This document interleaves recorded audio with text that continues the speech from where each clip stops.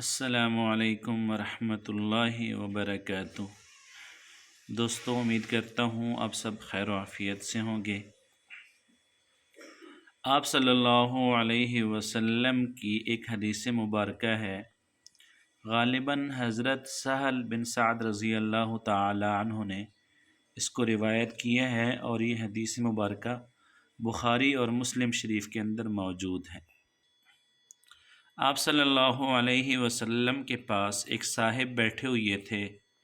کہ سامنے سے ایک آدمی گزرا، تو آپ صلی اللہ علیہ وسلم نے ان صاحب سے پوچھا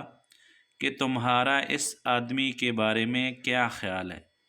تمہاری کیا رائے ہے، یہ آدمی کیسا ہے؟ تو لکھا ہے کہ غالباً وہ ایک مالدار آدمی تھا، ایک ایسا بندہ تھا جس کے پاس مال و دولت زیادہ تھی۔ تو وہ جو صاحب آپ صلی اللہ علیہ وسلم کے پاس بیٹھے ہوئے تھے، انہوں نے کہا کہ یہ ایک بہت ہی عزت مند آدمی ہے، ایک مرتبے والا، ایک مقام والا آدمی ہے، اور ایک ایسا آدمی ہے کہ اگر کہیں رشتہ بھیجے تو اس کی بات کو مانا جائے، اس کی بات کو انکار نہ کیا جائے، رد نہ کیا جائے۔ اور یہ ایسا آدمی ہے کہ اگر کسی کے بارے میں سفارش کرے تو اس کی سفارش قبول کی جائے، یعنی ایک مقام رکھنے والا آدمی ہے، مال و دولت اس کے پاس زیادہ ہے، تو اس لیے عزت و مرتبہ بھی اس کا زیادہ ہے۔ پھر کچھ دیر بعد وہاں سے ہی ایک اللہ والے آدمی کا گزر ہوا، تو آپ صلی اللہ علیہ وسلم نے پوچھا کہ اس آدمی کے بارے میں تمہارا کیا گمان ہے، تمہاری کیا رائے ہے، تمہارا کیا خیال ہے؟ تو وہ صاحب کہنے لگے، یہ بیچارہ اللہ کا بندہ ہے، ولی اللہ ہے، غریب مسکین ہے، فقیر آدمی ہے، اگر کہیں رشتہ بھیجے تو اس کو رشتے میں انکار کر دیا جائے، اور اگر کسی کی سفارش کرے تو اس کی سفارش کو رد کر دیا جائے، کوئی اس کی بات کو ماننے کے لیے تیار نہیں، اس کی کوئی عزت نہیں ہے، کوئی مرتبہ نہیں ہے، کوئی شہرت نہیں ہے۔ تو آپ صلی اللہ علیہ وسلم نے اس آدمی کو کہا کہ اگر جو پہلا آدمی گزرا ہے ان جیسوں سے ساری دنیا بھر جائے، پوری کائنات کے اندر ایسے لوگ اکٹھے کر دیے جائیں، اور ان کے مقابلے میں ایک اس طرح کا آدمی لایا جائے جو کہ بعد میں گزرنے والا شخص تھا، جس کو تم کہہ رہے تھے کہ یہ غریب ہے، یتیم ہے، مسکین ہے، اللہ کا بندہ ہے، تو اس کے مقابلے میں پوری دنیا کو دوسرے لوگوں سے بھر دیا جائے، تو یہ اس کا ایک آدمی کا مقابلہ نہیں کر سکتے۔ یعنی آپ صلی اللہ علیہ وسلم نے یہ بتایا کہ اگر کسی کے پاس مال و دولت زیادہ ہے، دنیاوی ساز و سامان زیادہ ہے، بینک بیلنس زیادہ ہے، تو اس کا یہ مطلب نہیں ہے کہ اس کا عزت و مرتبہ یا وہ اللہ تعالیٰ کے نزدیک زیادہ مقرب ہے، بلکہ ایک اور جگہ پہ آپ صلی اللہ علیہ وسلم نے فرمایا، ان اللہ لا ينظر الى صورکم و اموالکم، کہ اللہ رب العزت تمہاری صورتوں کو اور تمہارے مال و متاع کو نہیں دیکھتے، ولیکن ينظر الى اعمالکم، اللہ رب العزت صرف اور صرف تمہارے اعمال کو دیکھتے ہیں۔ بلکہ خود قرآن مجید میں بھی اللہ رب العزت نے یہ فرمایا ہے، ان اکرمکم عند اللہ اتقاکم، کہ اللہ رب العزت کے نزدیک سب سے زیادہ عزت و مرتبے والا وہی شخص ہے جو سب سے زیادہ تقوی والا ہے، جو اللہ رب العزت سے زیادہ ڈرتا ہے، جو اللہ سے زیادہ ڈرنے والا ہے، وہی اللہ رب العزت کے نزدیک عزت و مرتبے والا شخص ہے۔ میرے بھائیو دوستو، اس حدیث کے اندر ایسے لوگوں کی عکاسی کی گئی ہے جو سب کچھ دنیا کو سمجھتے ہیں، اور یہ لوگ ہر دور میں موجود رہے ہیں، حضرت آدم علیہ السلام سے لے کر آج تک دنیا کے اندر ایسے لوگ موجود ہیں جو کہ صرف اور صرف پیسے کو، دولت کو، شہرت کو ہی سب کچھ سمجھتے ہیں، اور دنیا کے اندر ایسا دیکھا گیا ہے اور ابھی بھی ایسا ہو رہا ہے کہ جس آدمی کے پاس پیسہ زیادہ ہے، مال و دولت زیادہ ہے، اس کے علاوہ اس کے پاس کچھ نہیں ہے، نہ اس کے پاس تعلیم ہے، نہ اس کے پاس کوئی شعور ہے، نہ اس کے اخلاق اچھے ہیں، نہ اس کا کوئی خاندان اچھا ہے، لیکن اس کے باوجود اس کو سلام کرنے والے، اس کی چاپلوسی کرنے والے ہر وقت اس کے ارد گرد گھوم رہے ہوں گے۔ اور اس کے مقابلے میں اگر کوئی ایسا شخص جو اللہ رب العزت کو راضی کرنے والا ہے، اس کے پاس پیسہ نہیں ہے، بینک بیلنس نہیں ہے، گاڑیاں نہیں ہیں، لیکن اس کا خاندان اچھا ہے، اس کے پاس علم ہے، اس کے پاس اخلاق اچھا ہے، تو ایسے آدمی کی کوئی ویلیو نہیں ہے، اس کے پاس کوئی بیٹھنے کو تیار نہیں ہے، اس کے ساتھ کوئی چلنے کو تیار نہیں ہے، اس کو کوئی اپنا دوست بنانے کے لیے تیار نہیں ہے۔ امام سعدی رحمۃ اللہ علیہ کے بارے میں ایک حکایت نقل کی گئی ہے کہ وہ کہیں جا رہے تھے تو رستے میں، بلکہ ان کو کسی دعوت میں، کسی شادی میں انوائٹ کیا گیا، تو وہ پھٹے پرانے کپڑے پہن کر چلے گئے۔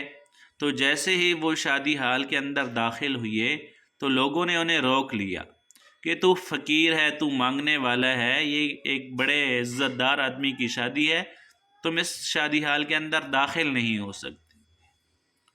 تو شیخ سعدی رحمۃ اللہ علیہ وہاں سے واپس گئے اور کاٹن کا لباس پہنا اور اوپر ایک خوبصورت سی پگڑی باندھ کر دوبارہ آئے۔ تو جیسے ہی شادی ہال کے اندر داخل ہوئے تو سب لوگ ان کے ارد گرد کھڑے ہو گئے اور سب لوگ ان کو سلام کرنے کے لیے، آگے آنے کے لیے دوڑ رہے تھے۔ تو جب کھانا لگا تو شیخ سعدی رحمۃ اللہ علیہ نے کھانے کے برتن کے اندر اس کاٹن کے کپڑے کو ڈبو دیا۔ لوگ دیکھ کر حیران ہو گئے، تو آپ نے کہا کہ میں چند لمحے پہلے پرانے کپڑوں کے ساتھ، پھٹے جوتوں کے ساتھ اس حال میں داخل ہوا تو تم نے مجھے داخل نہیں ہونے دیا، اب میں کاٹن کا لباس پہن کے، ایک پگڑی پہن کے آیا ہوں تو تم سب لوگ مجھے سلام کرنے کے لیے کھڑے ہو گئے۔ تو اس کا مطلب یہ ہوا کہ تمہارے نزدیک انسانیت کی ویلیو نہیں ہے، تمہارے نزدیک اس کاٹن کی، اس پگڑی کی ویلیو ہے۔ تو اب یہ کھانا،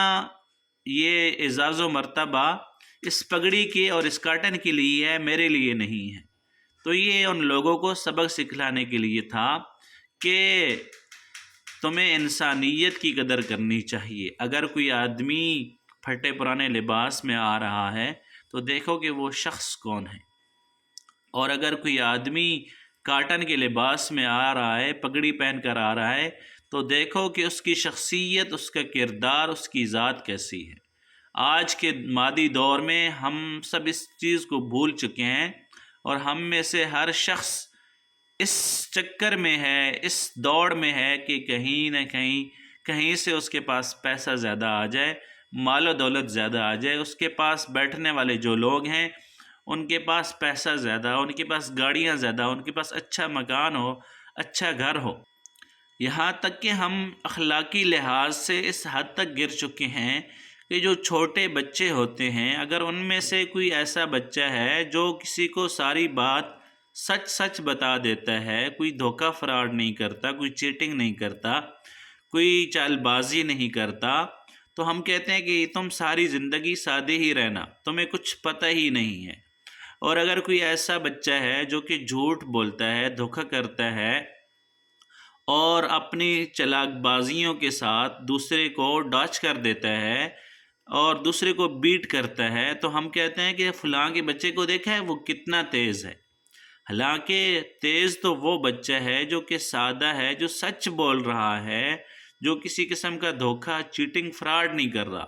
لیکن چونکہ ہمارے سامنے دنیا ہے، ہماری حقیقت کی آنکھیں بند ہیں،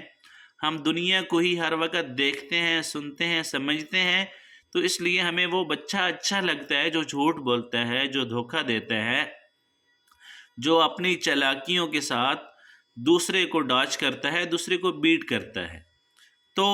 ہم اس حد تک گر چکے ہیں۔ تو میرے بھائیوں، دوستو، اس حدیث کے اندر ہمیں یہ سبق دیا گیا ہے کہ مال و دولت یہ سب کچھ یہ انسان کے لیے عزت و مرتبے کا مقام نہیں ہے، بلکہ عزت و مرتبے والا شخص وہ ہے